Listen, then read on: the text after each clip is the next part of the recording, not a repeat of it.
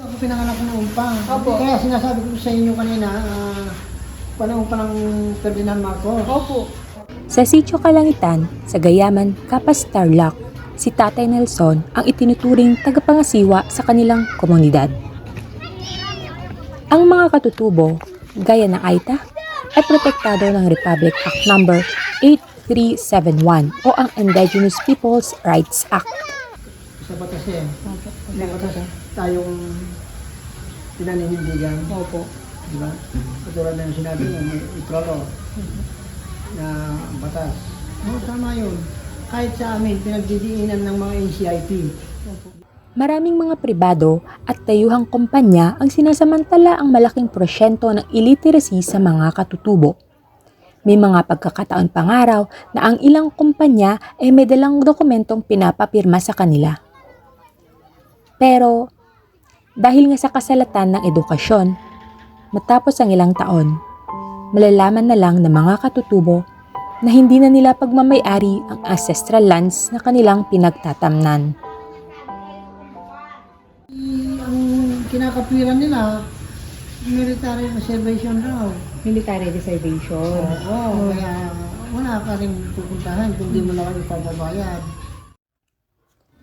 Ipinagbabawal ng IPRA na palayasin ang mga katutubo sa kanilang ancestral domain. Anumang paraan ng pagpapalayas, kabilang na ang external manipulation at interference coercion, ay paglabag sa batas. Ang consent ng mga katutubo sa pagbenta ng ancestral domain ay dapat na ipaliwanag sa kanila sa dialektong naiintindihan nila. Mas madalas na ang nag-aangkin ng ancestral domains ay pinangungunahan pa ng gobyerno. Ang gobyerno na mandatong protektahan sana ang katutubo. Ngunit, salungat ang tugon. Mula nag-operate yung Green City. Green City po. Marami nang dumating na investor dyan sa amin. Opo. Siyempre, kung nagustuhan nila yung lupa, bibilhin. Opo tayo. Opo tayo. Yun. Kasi isa rin sila sa gobyerno. Diba? Ang New Clark City ay kilala ring Clark Green City. Ito ay pagmamay-ari at pinamamahalaan ng Basis Conversion and Development Authority. Kinaklaim ng Clark Green City na ito ay ang Philippines' first green, smart, sustainable, and disaster-resilient metropolis dahil sa eco-friendly infrastructure at smart technologies nito. Pero, paano ba mailalarawan ang Green City? Green City pa rin ba kung wawasakin ang lehitimong greenfield at puputulin ang mga puno alang-alang sa paglikha ng pawang ilusyon ng Green City?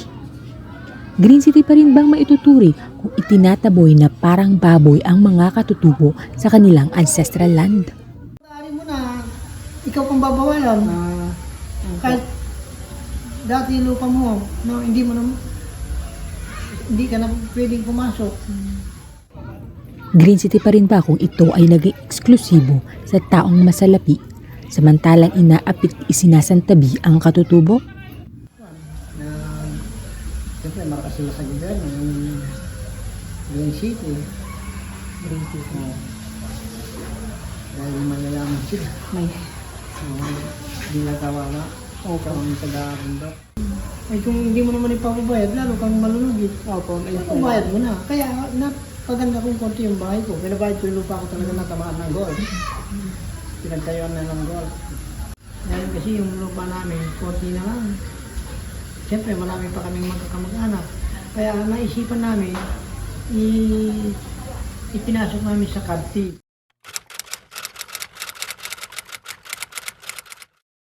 Sa ngayon, pambihira na lang yung taong may paninindigan kasi anos na patapawala.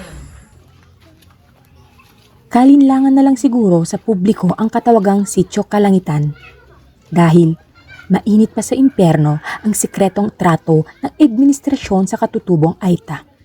At ang sikretong ito ay mababaon sa lupa kung patuloy tayong aaktong hangal sa harap ng batas.